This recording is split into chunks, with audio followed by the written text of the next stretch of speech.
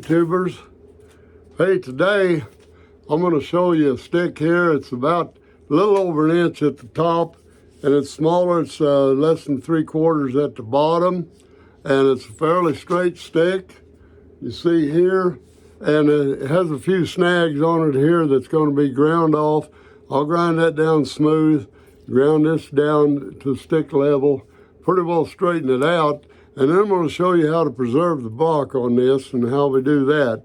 It's a simple process, but I'm going to show you how to preserve it, and you'll have the natural look of the bark.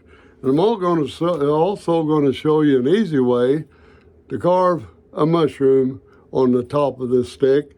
But to give you a relatively simple little stick, and it's about 58 inches tall, just below, I'm 6 foot tall, and it's just below, top of the mushroom is going to be 57, 58 inches up to the top of it.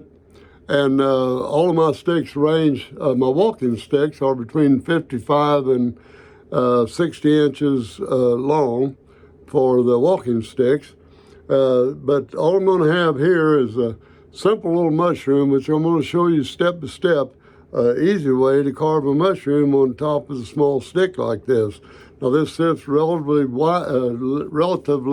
light, and it's going to make a nice stick. Now, someone asked, what kind of wood is this? I'm going to ask you. Leave in the comments what kind of wood you think that is. At the end of this video, I'm going to tell you, and just see how close you can get, or see how many that has guessed it right, or actually knows what it is. But let me take a look again. Got these cracks are all going this way, you notice. That makes a difference. And look at all the way down there's one started. But I'm going to show you how to preserve that. Those cracks won't grow anymore and the bark will stay on. So stay tuned, let's see how that works out. So the first thing we want to do, I'll bring a stick, the one I'm going to put a mushroom on.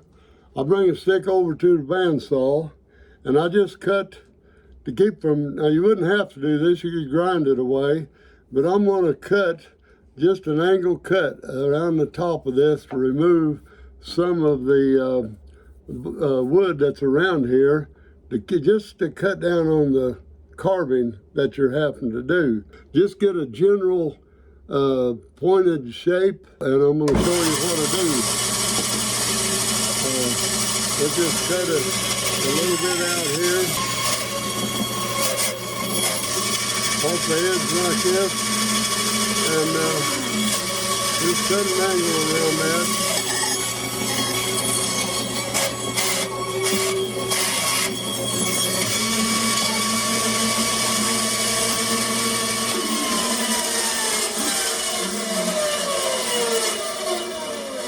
You're just rough cutting out the general shape of a mushroom. Just cut, taper down all the way around, just to eliminate some wood to keep from carving all off. Well, let's go to the carving bench, and I'm going to show you an easy way to carve a morel mushroom on the end of your stick.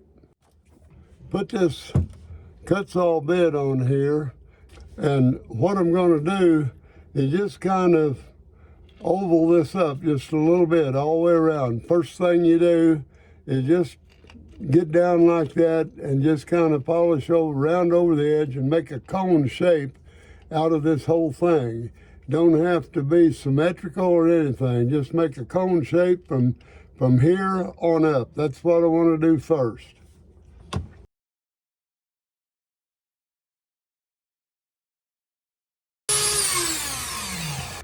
Okay, we'll shut everything off and look at it.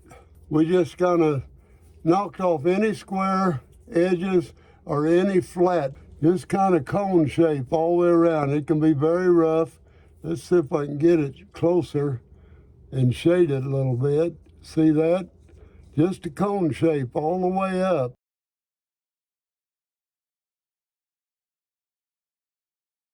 And you see it's already started to look like a mushroom a little bit. But we're going to continue to dig in deep here and just rotate the stick around with your Dremel as you go.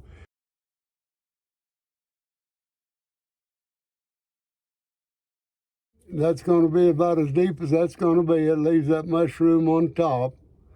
Now, that's about the depth that I want and the right taper. So let's go ahead and get that taper done.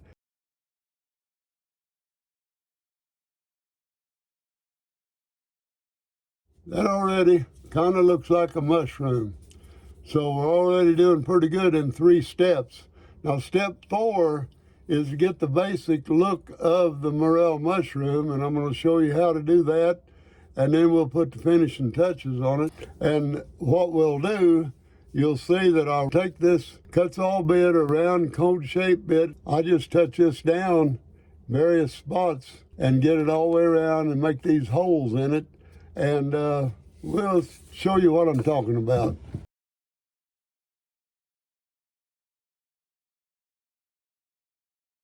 Okay, you've seen step 1, the cone shape. Step 2, the neck of the mushroom depth. Step 3, the taper here. Step 4, you've already got your mushroom basically right there. Now all you have to do is put that little sandpaper disc on your Dremel, and you go over that just lightly all the way around, and that'll smooth this out a little bit, get the fuzz off of it. You can either do it by hand like so, or do it with a Dremel, either one. And that's it for your mushroom. There you have a morel right on top of that stick. Now I'm going to sand it off, and then we'll take a wood burner, and I'm going to touch down on the edges of this, and then we'll be done.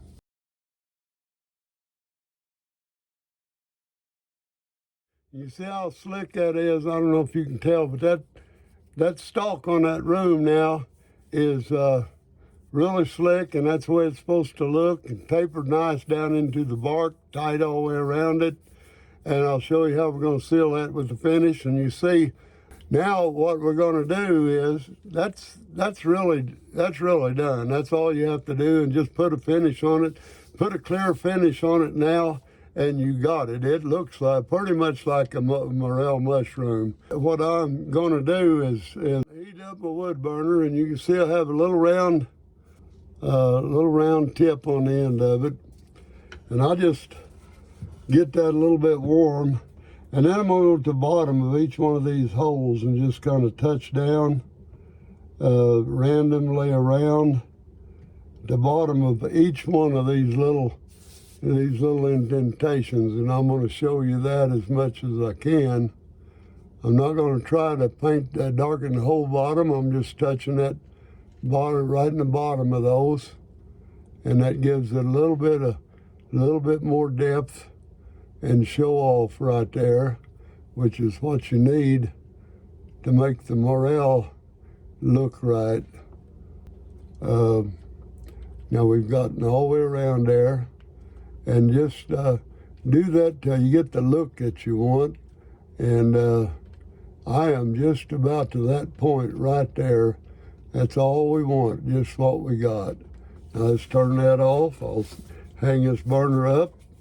So there we have it, our morel mushroom in 4 or 5 easy steps, and you can either wood burn it or leave it the way it is, but that just gives it a little more depth there, I think.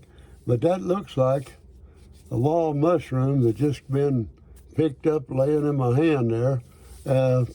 Now your stick is ready to hang up there and put you a wrist strap or whatever, which is getting ready. We're getting ready to do that shortly. Okay, now here the next step of this is, you see I'm holding this stick about a 45 or about a 90 degree on my elbow here, holding it. Now I'm going to I want the wrist strap to come out right about there, right at the top of my wrist, so it can go under. Now that will give about anybody, I'm 6 foot tall, but that will give anybody just up and down here, and you know, anywhere around there is going to give you a good position. It don't have to be 90 degrees, but just a comfortable place for a wrist strap. So put it 45 degrees here, and then we'll drill a hole. I want to hold it right there, lay it down on the table, and what we're going to do is put a punch mark in it, And we're going to drill a hole right there in the middle of that stick. Right there on my punch mark. Okay, here I am. I have a 32nd paracord that we're going to use as a wrist strap. And I'm drilling a 3/16 hole. And I get the punch mark lined up. Just hold it by hand and kind of looking at it to get it straight through there. And that's where we're going to drill the hole. And here we are going to do a little drum sanding. I went over to my bandsaw and I cut some of the branches, just clipped them off like this. See some here and a couple others. And all I'm going to do, I'm going to smooth them out on the belt sander here, and we'll be ready to finish this thing.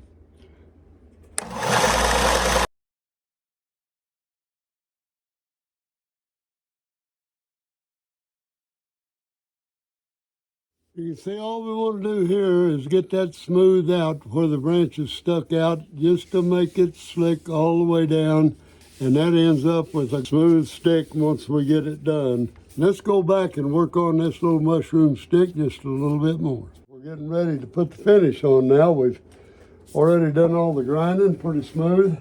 We're going to leave the bark on, but we're going to lock it in. I'm going to show you how to do that. Got a mixing cup here that shows ounces. And what I'm going to do is pour an ounce of part A or B. We got it here, part A. I'm going to pour that in there right to that ounce mark. Now, that's part A. But now I'm going to pull up to the next mark, which will be 2 ounces. And we're going to mix that clear epoxy right up to the 2 ounce mark. Holding it pretty steady. There it is right there. Take my ice cream stick and we're just going to mix it real good from 2 to 4 minutes. And I want to mention that while I'm stirring this, I always have an extra mold out here ready to go to pour anything I have extra left over. I'll go ahead and pour in that mold, and then the next time we mix some clear epoxy, I'll finish filling it up. So let's get that mixed well. Okay, that should do it. It's mixed pretty well. I'll lay this stick in the trash box. What I do now is just pour that straight out in my rubber glove. Won't hurt a thing. Now I'm going to go and get it on the stick. Start applying it down like this. And that's going to make a beautiful glass finish and that's going to seal all those cracks and crevices up that's on your stick that we looked at. And then see, that's leaving a nice glossy finish on that, which we'll get a better look at it later. And keep pouring it out in your hand, in your glove, and massaging it right on down. And we're way over halfway on the stick now. And we got a little bit more filling to do. And if you don't get it filled up this first time, you might have to give it another coat, but it'll be down in that crack real good. And looking good. Let's take a little bit more out here, and then won't turn the stick over just yet, but let's go right on down pretty heavy, because you're wanting to fill that crack. Now turn it over, and we will get a little bit more in the hand, and then we'll go down right from the top around here, get that pinch down around the base of that mushroom and come right on down. And now it's ready. You see it's already kind of shiny. It's going to dry that way. And we're going to hang it up on the drying room back there and let it dry overnight. And we'll be right back to show you how that turned out. Now here we are. the next morning, and all I have to do is just stick this paracord right through that hole that we pre-drilled and get this pulled up to even on both ends. What we'll do is tie this around in just a one phase knot, and then we turn it over and get it into another knot, just like you're tying a shoe. Now you got that knot, looks like it's woven all the way around. And I pull both of them around pretty tight, just like that. Once you get it tight, be able to hold it tight, I'm a believer in putting a drop of CA glue right there. Then I come back to the other side. This is how I end up covering up the hole that was drilled. That hole is nowhere to be seen now at all, so that should do it. Just enough where you cover up the hole, and then what I do is tie me a square knot right there, and the square knot will keep that all in a central place for you. And again, a little more CA glue right in that knot. Now you're ready for a slip knot up here somewhere, so just loop that around a couple of times and putting you a knot just like that. Nothing fancy here is really required, but just make sure it's a slip knot. Now to see that it slips up and down, very good. Now, 1.5 inches or so, and I cut it again, get my torch.